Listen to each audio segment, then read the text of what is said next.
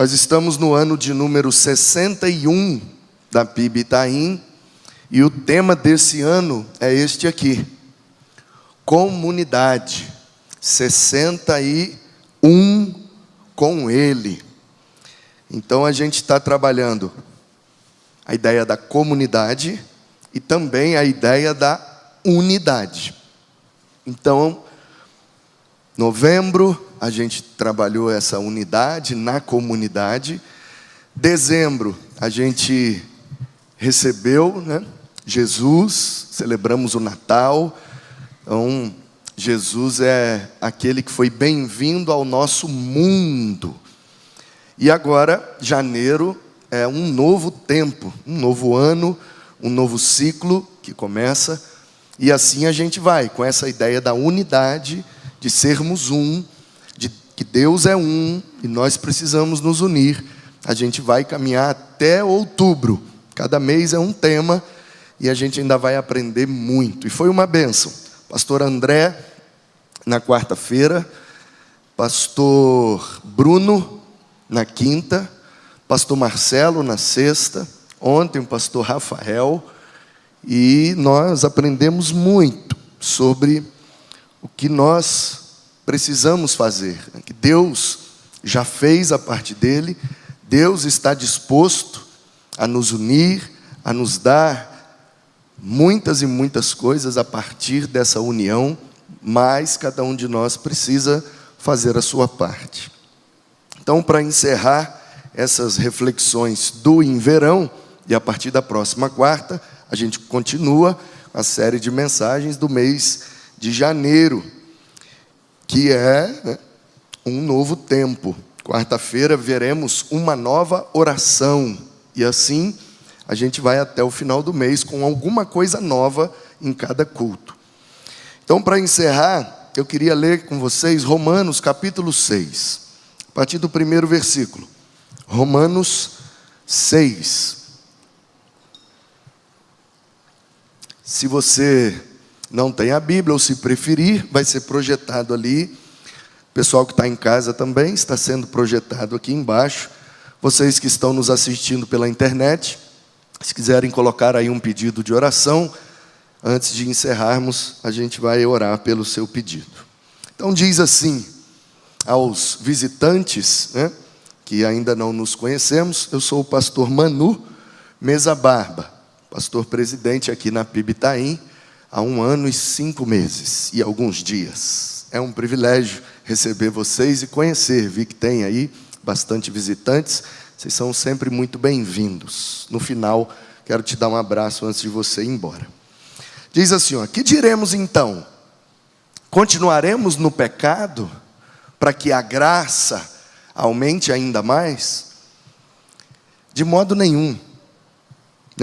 Como viveremos ainda no pecado, nós que já morremos para o pecado? Então, será que vocês ignoram que todos nós fomos batizados em Cristo, e em Cristo fomos batizados na sua morte? Então a gente precisa morrer. Fomos sepultados com Ele na morte. Simbolizamos isso pelo batismo, para que, como Cristo foi ressuscitado dentre os mortos pela glória do Pai, assim também nós andemos em novidade de vida. O apóstolo Paulo foi muito feliz quando escreveu esse conceito de novidade de vida. Viver em novidade de vida.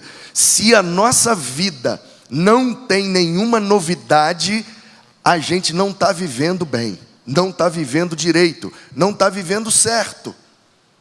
Porque nosso Deus, o Deus da Bíblia, o Deus e Pai de nosso Senhor Jesus Cristo, Ele é aquele que faz coisas novas, aquele que faz novas todas as coisas, aquele que reverte, aquele que investe, aquele que transforma, que muda. Meus queridos, é impossível andar com Deus e não ter nenhuma novidade para contar. Porque todos os dias Ele se revela, Ele age, Ele opera, Ele nos constrange, nos dando sempre novas oportunidades de vivermos uma nova vida. E aí o texto continua, no versículo 5 diz: porque se fomos unidos com Ele na semelhança da sua morte, certamente o seremos também na semelhança da sua ressurreição. Assim como Cristo morreu, nós também morremos. E como Ele ressuscitou, nós também ressuscitamos. E aí, sabendo isto, que a nossa velha natureza foi crucificada com Ele, para que o corpo do pecado seja destruído e não sejamos mais escravos do pecado. Pois quem morreu está justificado do pecado. O apóstolo Paulo está pegando o evento da morte e da ressurreição de Cristo para embasar a sua tese de que quando Jesus ressuscita, Ele está agora num corpo glorificado, um corpo novo, que não é mais como aquele que Ele tinha quando encarnou e nasceu através de Maria. A tese de Paulo é que Cristo ressuscitou após ter morrido, e Ele nos deu essa possibilidade de morrermos e de também ressuscitarmos. Morrermos espiritualmente, morremos por causa do pecado. O salário do pecado é a morte. Todos pecaram, estão separados da glória de Deus. Não há nenhum de nós em sã consciência que consiga bater no peito e dizer: eu sou perfeito, não tenho nenhum erro na minha vida. É impossível. Portanto, Paulo está usando o evento da morte de Jesus para nos lembrar que a gente precisa morrer. E está usando o evento da ressurreição de Jesus para nos lembrar que nós ressuscitamos juntamente com Ele. Estávamos mortos em nossos delitos e pecados, mas Ele nos deu vida pelo seu Espírito. E o Espírito do Senhor é o que nos vivifica. E aí ele continua dizendo: ora, no 8, se já morremos com Cristo, cremos que também viveremos com Ele. Do mesmo jeito que Ele morreu e ressuscitou, quando Deus fizesse tudo o que a gente quer, se Deus desse tudo o que a gente pede, porque a gente não sabe nem pedir. Sabemos que, havendo Cristo ressuscitado dentre os mortos, já não morre. A morte já não tem domínio sobre Ele. Uma vez que Ele ressuscitou, Ele não morre mais. E Ele subiu à destra do Pai, de onde virá para nos buscar. Eu sei que isso é muita loucura. Uma virgem engravidou, deu à luz a um menino que viveu de forma perfeita, que ressuscitou depois de ter morrido, que subiu e que vai voltar. O Evangelho é uma loucura mesmo. Loucura. Mas para nós que cremos, é o poder de Deus. Por isso nós não nos envergonhamos do Evangelho, porque ele é o poder de Deus para a salvação, para a transformação, para fazer a nossa vida nova todos os dias. Pois, quanto a ter morrido de uma vez, para sempre morreu o pecado, mas quanto a viver, vive para Deus. O 11, assim também vocês considerem-se mortos para o pecado, mas vivos para Deus em Cristo Jesus. Note bem que não é com Cristo Jesus, é em Cristo Jesus. E aí, ele encerra dizendo: portanto, não permitam que o pecado reine em seu corpo mortal, fazendo com que vocês obedeçam às suas paixões. Também não ofereçam os membros do seu corpo ao pecado, como instrumentos de injustiça, Não empreste o seu cérebro, não empreste suas mãos, não empreste sua língua. Não use o seu corpo para aquilo que é pecaminoso. Mas como pessoas que passaram da morte para a vida, e é isso que nós simbolizamos quando nós entramos para a igreja, quando nós viemos a pertencer ao corpo de Cristo, a gente simbolizou isso, mergulhando naquela água e saindo de dentro da água, simbolizando que ali a gente estava passando da morte para a vida. Então a gente precisa oferecer a nós mesmos, a Deus, o nosso corpo inteiro, como instrumentos de justiça. Fazer o que é reto, fazer o que é bom, fazer sempre aquilo que agrada o nosso Deus. Porque o pecado, ele encerra no 14, não terá domínio sobre vocês, pois vocês não estão debaixo da lei, e sim da graça. Aí talvez nessa frase você diga: ué, pastor, então quer dizer que a lei não me condena pelos meus pecados, porque eu estou debaixo da graça? Então eu posso pecar à vontade, já que eu não estou mais debaixo da lei? Aí eu volto ao primeiro versículo, que diz: continuaremos no pecado para que a graça aumente ainda mais? Aí vai, de maneira nenhuma. Porque se morremos para o pecado e temos uma nova vida com Deus, precisamos viver em novidade de vida. A nossa vida precisa ser nova a cada dia, portanto não vamos praticar velhos pecados. Porque não estamos debaixo da lei, mas da graça. Então, se eu estou debaixo da graça, eu posso pecar. Então, vamos continuar pecando para aumentar a graça? De maneira nenhuma. É um looping infinito. Ele começa com a tese e vai desenrolando. Lá embaixo ele dá a abertura para a pessoa. Ué, então eu posso pecar? Aí você volta no primeiro. Claro que não.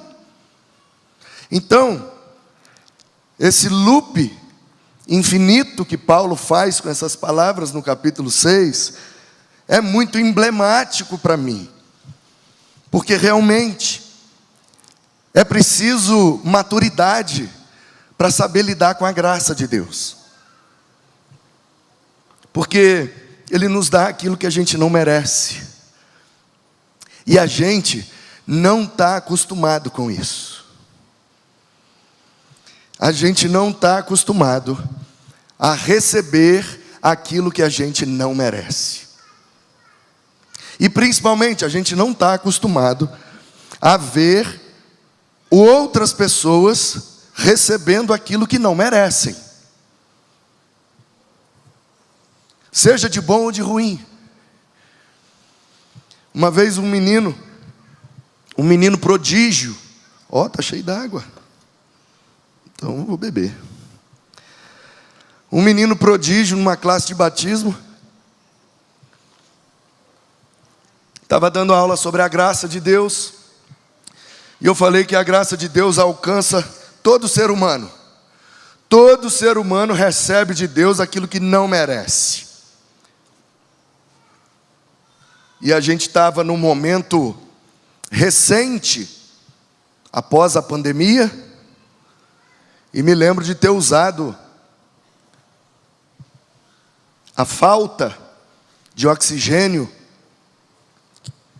que fez na pandemia, né? O oxigênio fez muita falta para muita gente.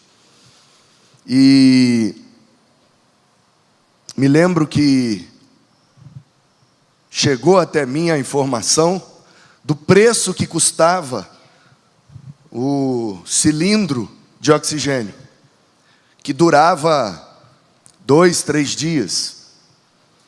E não era barato. Mais de R$1.000 para respirar 2, 3 dias. E aí a gente fez essa conta na classe de batismo, né? Quantos anos você tem? Eu tenho 15, eu tenho 38, eu tenho 10. E aí eu falei, então vamos ver aqui o quanto que a gente está devendo para Deus. E aí eu fui multiplicando. Você tem 10 anos, então 10, né? Vezes 365, mais uns bissextos aí. Então quantos dias de vida você tem? Divide por 3, que é o máximo que duravam negócio de oxigênio, e aí a gente foi vendo que a gente já respirou, né? Centenas e centenas de oxigênio, que custa mais de R$1.000 para 3 dias. Então, 30 dias que a gente viveu, a gente já está devendo mais de R$10.000 para Deus. E todo mundo tem oxigênio, e ninguém paga nada. Portanto, é graça de Deus. Se qualquer ser humano vivo respira, ele está vivo pela graça de Deus, porque não está pagando pelo oxigênio que respira. E o oxigênio custa caro. E nós vimos isso na pandemia. E aí aquele menino prodígio. E a gente tem um aqui, toda igreja tem um prodígio. Eu não gosto de falar o nome porque tem um pessoal que fica enciumado.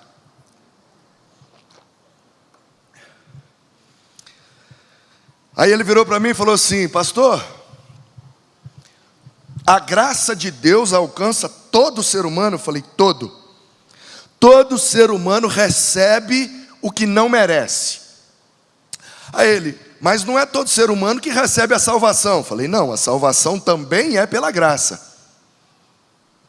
Mas nem todos, porque não querem, mas está oferecido para todos. Aí ele falou: então, todo ser humano recebe o que não merece. Recebe ar para respirar que não merece, entendi. Nem todos recebem a salvação, mas a gente que creu, a gente recebe a salvação porque creu em Jesus, né, pastor? Eu falei: é. Ah, então isso é a graça para mim, né? Eu recebo a salvação sem merecer. Eu falei: isso. Aí ele falou: então, todo mundo que é salvo sem merecer, porque é salvo pela graça. Eu falei: isso. Aí ele falou: então Jesus. Como que Jesus foi alvo da graça de Deus? Porque ele merecia. Aí eu olhei e falei: ah, menino bom, é desses que eu gosto. Oh, mas como eu amo esses meninos. Aí imediatamente eu peguei um bombom, falei: toma, pela pergunta, boa. E aí ficou todo mundo assustado. E aí eu falei: quando nós somos salvos, nós somos alcançados pela graça, porque nós recebemos a salvação que não merecíamos. A graça de Deus em Jesus é porque Ele recebeu o que não merecia. Ele foi condenado, Ele foi morto naquela cruz sem merecer. Nós recebemos o que não merecemos, a salvação. Ele recebeu o que não mereceu, a morte de cruz. Portanto, queridos, o apóstolo Paulo está olhando para esse evento e dizendo assim: a graça de Deus. Olha como isso é um negócio profundo e ao mesmo tempo muito simples. A graça de Deus matou o seu filho para que nós pudéssemos viver. E aí eu imagino os irmãos de Roma, que Paulo escreveu uma carta, mas se fosse, por exemplo, uma aula de escola bíblica, eu imagino lá o pessoal se manifestando e falando, e ele: então, assim como a graça de Deus alcançou Jesus, dando a ele o que ele não merecia, também nos alcançou, dando a nós o que não merecíamos. Se somos salvos, se somos habitação do Espírito, isso é graça de Deus, ninguém merece. E aí eu fico imaginando os irmãos participando, levantando a mão, fazendo pergunta: mas Paulo, e como é que fica tal coisa e tal coisa? E aí eu fico imaginando que talvez na mente de Paulo brotou a possibilidade de alguém fazer uma pergunta. E a pergunta é: Paulo, se a graça de Deus me alcança, e a partir desse momento eu estou salvo, mas eu continuo vivendo nesse corpo, continuo vivendo com uma natureza pecaminosa, como é que fecha essa conta, Paulo? O Espírito de Deus habita em mim, eu estou salvo, eu sou uma nova criatura, mas eu continuo tendo a possibilidade de pecar. Como que eu fecho essa conta, Paulo? Não era mais fácil eu ser salvo e não pecar nunca mais? E aí eu imagino que Paulo escreveu essa perícope para responder a essa possível pergunta. Para fechar essa conta, para sanar essa questão existencial que nós temos. Como pode sermos filhos de Deus e ainda assim continuar usando os nossos corpos como instrumentos de injustiça? E aí Paulo diz: olha, só tem um jeito de viver uma nova vida, de um jeito que agrada a Deus: viver em novidade de vida. E aí, meu irmão e minha irmã, nós precisamos criar a coragem e termos a ousadia de viver coisas novas. Coisas novas. Eu estou lutando comigo porque, meditando nesse texto, eu pensei em falar uma frase que pode me dar um problema terrível. E eu não sei o que eu tenho, é tão mais fácil ficar quieto, tocar o barco, né? Dizer, vamos viver algo novo, novidade de vida, ei, amém, vamos orar. Pronto, acabava, problema nenhum. Eu gosto de um problema.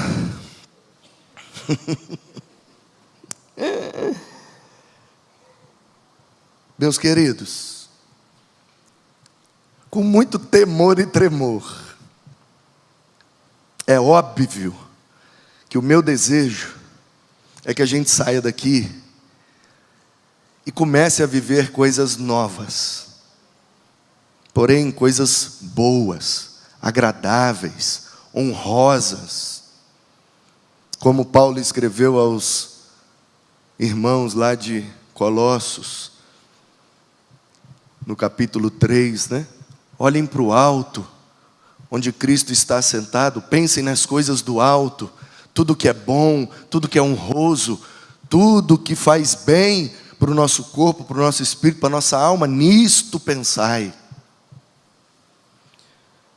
Mas o fato é que a gente se convence de que nós precisamos viver em novidade de vida, viver alguma coisa nova, mas por algum motivo a gente vive voltando às velhas práticas.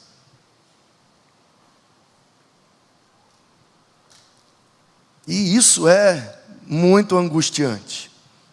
A gente canta, a gente sente uma coisa boa, a gente ouve uma palavra, Deus chacoalha e a gente fala, não, agora vai, agora vai. Amanhã é segunda-feira, não termina a segunda-feira, a gente já está com o pé na jaca de novo.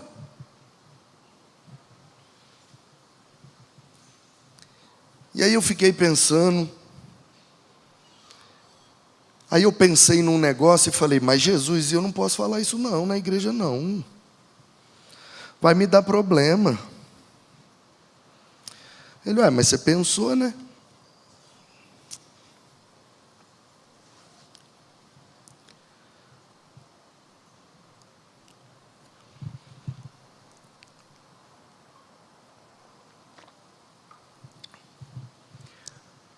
Muitos de nós, infelizmente,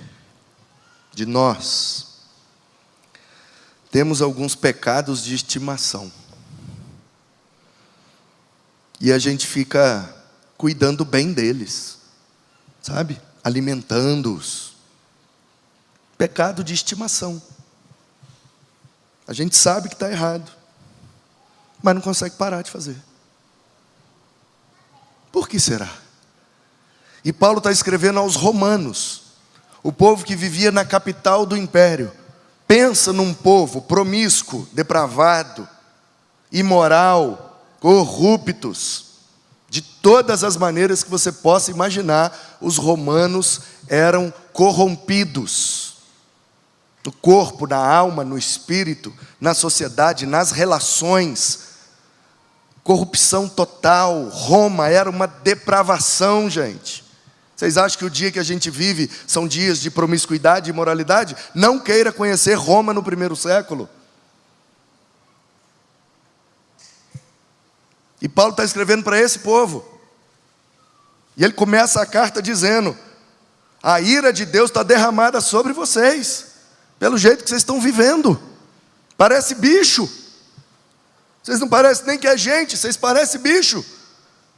Tem cachorro e gato que tem mais pudor do que vocês, romanos.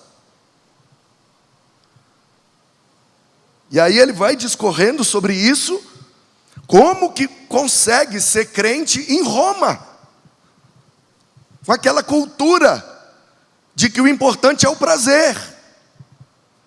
Se te dá prazer, está tudo bem. E Paulo, não, nós estamos mortos, nós morremos. Morto não sente prazer, morto não busca prazer. Nós morremos, ressuscitamos com Cristo, recebemos uma nova vida, temos que viver em novidade de vida. E aí eu fiquei lembrando desses meus, vou fazer agora em maio, 25 anos de vida cristã. Dia 23 de maio, completo 25 anos que fui batizado. E aí eu fiquei lembrando, nesses 25 anos,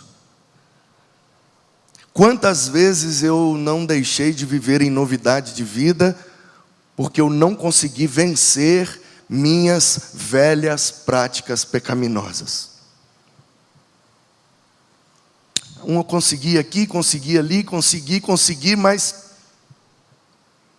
não conseguia. E eu fiquei lembrando nos meus, feitos agora em dezembro, 11 anos de ministério pastoral. Mais o tempo de seminário, mais o tempo de líder, de ministro, de professor de EBD. E eu fiquei lembrando quanta gente eu já conversei, já atendi, já aconselhei nesse tempo, que voltam sempre com as mesmas questões. E pensando nisso, me veio um pensamento meu, tá?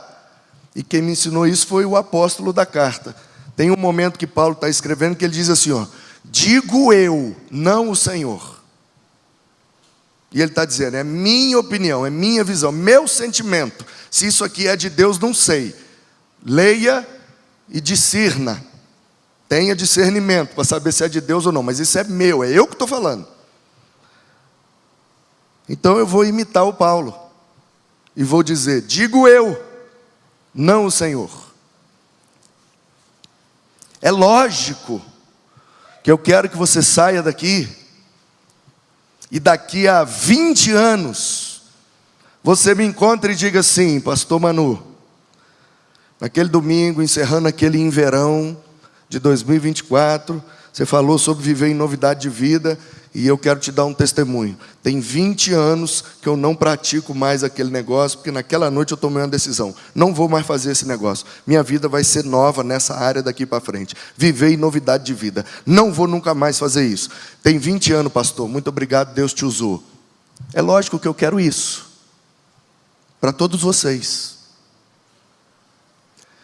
Mas a minha limitação humana grita dentro de mim dizendo, infelizmente, a grande maioria deles não darão esse testemunho.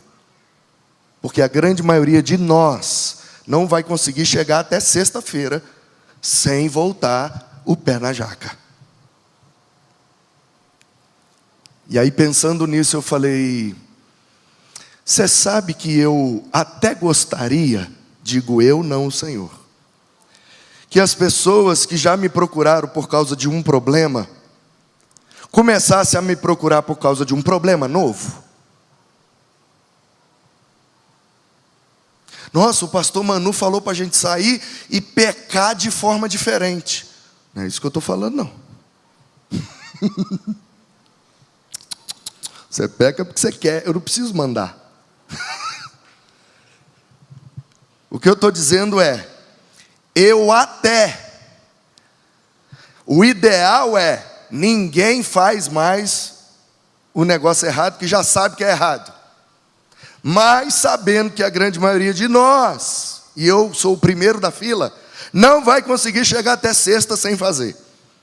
Então, para mim, Para você eu não posso desejar, mas para mim eu desejo. Tomara que até sexta-feira eu não volte àquela velha prática que eu já sei que é errado. Que pelo menos até sexta-feira, abandonando essa, eu cometa outra. E aí eu fiquei hipoteticamente imaginando a cena. E foi até prazeroso para mim. De uma pessoa me mandar uma mensagem e dizer: pastor Manu, eu preciso conversar. E aí, conhecendo a pessoa, eu já imaginar: é por causa daquele problema X.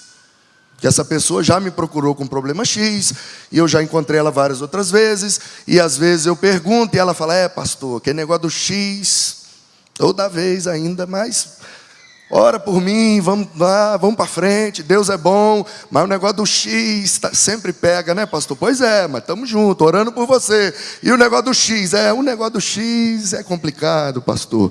Tá bom, aí a pessoa me manda mensagem: pastor, quero conversar. Minha cabeça na hora é o X. Aí a pessoa chega, pode entrar, café, cappuccino, tal, parará, e na minha cabeça, vou ouvir o X de novo. E a pessoa: pastor, tem um negócio de um Y aí que está complicado. Y? E o X? Ah não, pastor, o X eu venci. Você sabe que eu ia gostar? Nossa, que pastor maluco, está gostando que a ovelha está pecando? Não, mas pelo menos... Nossa, eu vou ter que falar isso mesmo? Está vendo a situação que vocês me colocam? Pelo menos é um pecado novo. Olha que ponto a gente tem que chegar.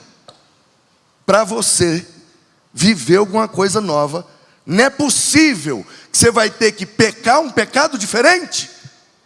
É o que Paulo está dizendo. Você vai ter que pecar diferente para a graça de Deus aumentar na sua vida. Não seria melhor abandonar o pecado e viver novas coisas que Deus tem para você, muito melhores que o pecado? Meus queridos, eu não sei de vocês, eu sei de mim. E jamais vou falar. Mas nós precisamos viver alguma coisa nova. Tomar uma decisão e dar uma guinada em alguma coisa. Eu não sei o que, você sabe. Você pode não querer falar para mim, como eu também não quero falar para você, mas você precisa falar com Deus. Você precisa sair daqui dessa noite decidido a viver em novidade de vida. Não dá mais, irmão, para ficar nesse negócio. Cachorro correndo atrás do rabo e não sai do lugar, e o negócio não avança, e o negócio não prospera, e o negócio não flui. E o que é que está acontecendo? É isso aí que está acontecendo. Tem que botar uma novidade. Tem que viver algo novo. Tem que chegar um novo tempo. Sabe? Nem que a gente migre do negócio do X para o negócio do Y, mas tem que vencer esse X. Tem que romper com isso. De alguma forma. De alguma forma. Uma vez eu atendi um rapaz, e ele me disse assim: pastor, minha esposa é maravilhosa, mas eu quero separar. Falei: uai, que paradoxo. A esposa é maravilhosa e você quer separar? Por quê? Pastor, eu não consigo abandonar algumas práticas. Aí eu esperei, ele não falou nada, eu percebi que ele não queria falar quais práticas eram. Mas práticas relacionadas a pedir divórcio, eu já imaginei o que poderia ser, né? E aí ele falou: eu não sei mais o que fazer, por isso que eu vou pedir o divórcio. Porque o Espírito Santo me incomoda muito, pastor. Me incomoda muito. Aí eu falei, então quer dizer que você quer resolver o problema com outro problema? Então você acha que se você estiver divorciado, você tem, como é que fala? Salvo-conduto para pecar em paz? Como que você pode colocar essas duas palavras na mesma frase? Pecar em paz. Não quer dizer que você peca, estando casado você se sente mal. Aí se você divorciar, você vai ter paz para pecar? Não estou entendendo essa forma de solução do problema. Aí ele falou, já tentei de tudo, pastor. Já tentei de tudo, não consigo parar. Aí eu falei, e se eu te desse uma sugestão para você tentar mais uma coisa? Aí ele falou, pastor, eu já tentei muitas coisas. Eu falei, vamos tentar só mais uma. Mas você vai ter que ser corajoso. Aí ele falou, o que é? Eu estava estudando, preparando uma mensagem para pregar num congresso de jovens. E eu ia usar a vida de Sansão como exemplo. Um jovem que mandou mal. E aí eu estava com o texto de Sansão fresco na cabeça. E existe um ponto na história de Sansão que eu iria aplicar naquele congresso de juventude, que como Sansão era nazireu, ele precisava fazer 3 votos, né? Não podia tocar em cadáver, não podia beber bebida forte, e não podia cortar o cabelo. E aí o texto diz que ele indo, rasgou o leão no meio. Voltando, tinha uma caixa de abelha no esqueleto do leão, no cadáver. E ele pegou o mel, pegou os favos de mel do cadáver leão. Ali ele quebra o seu primeiro voto. Como é que eu sei que ele quebrou o voto? O texto diz, ele chegou em casa e não deu a conhecer aos seus pais. Ele não contou para os pais que ele tinha pegado o mel do leão. Aí os pais estavam tomando café, ele ainda chegou, botou o mel na mesa, os pais comeram o mel. Que delícia, meu filho, você pegou aonde? Achei na estrada. Mas não falou que era do cadáver, porque ele já tinha quebrado o primeiro voto. Aí depois ele faz o casamento, chapa o coco, fica contando piada. Do forte saiu doçura, do que come saiu comida. Endoidou, enlouqueceu, chapou. E aí depois deixou cortar o cabelo, quebrou 3 votos, por isso que aconteceu. Não é só o cabelo não. Aliás, a força dele nem estava no cabelo, né? A força de Sansão está no seu Deus. O texto diz, o Espírito do Senhor se apossou dele de tal forma que fez o que fez. E aí eu estava com esse negócio fresco na cabeça. E os pais desse menino eram um casal crente, piedoso, membros fundadores da igreja. Pensa numa bênção. E aí eu virei para ele e falei assim, a gente descobre o que desagrada a Deus quando a gente não tem coragem de contar isso para os nossos pais. Você já é adulto, já é casado, tem até filho. Mas eu quero ver você ter coragem de contar isso para os seus pais. O que você está fazendo? Eu nem sei o que você está fazendo, você não falou. Mas eu imagino que seja algo bom, porque você está querendo divorciar, para fazer o negócio em paz. Então faz o seguinte, tenta mais essa coisa. De hoje em diante, toda vez que você fizer esse negócio, você tem que contar para os seus pais. Topa? Você pode fazer. Não estou falando que você não pode fazer. Pode, mas conta para os pais. Você vai ligar, você vai visitar, você vai chegar lá, pai, negócio é o seguinte, eu fiz isso, isso, isso e isso. E vai virar as costas e vai embora. Aí se você fizer de novo, você tem que ir lá e contar de novo. Tenta isso. Toda vez que você fizer, você conta para os seus pais. Não é nem para sua mulher não, para os seus pais. Vamos fazer igual o Sansão, invertido. Para o seu final não ser trágico como o dele. Ele saiu e eu achei que ele não ia topar o desafio. E ele continuou vivendo, não separou. E eu me lembro que alguns meses depois, despedindo na porta da igreja, eu, e aí rapaz? Dei um abraço nele e falei, e aquela situação lá, como é que está? Aí ele falou, pastor, não tem coragem de contar não. Eu falei, e aí? Ele, e aí que eu perdi a coragem de fazer.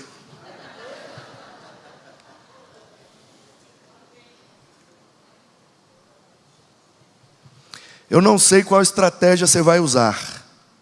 O que eu sei é que você precisa sair daqui hoje, disposto a fazer qualquer coisa, para abandonar esse negócio velho, e viver o novo de Deus para você. Tome uma decisão. Tenha coragem. Seja ousado, e você vai ver que até o final de 2024, Deus pode trazer uma novidade extraordinária na sua vida, se você estiver disposto a abandonar o velho para abraçar o novo de Deus. Amém?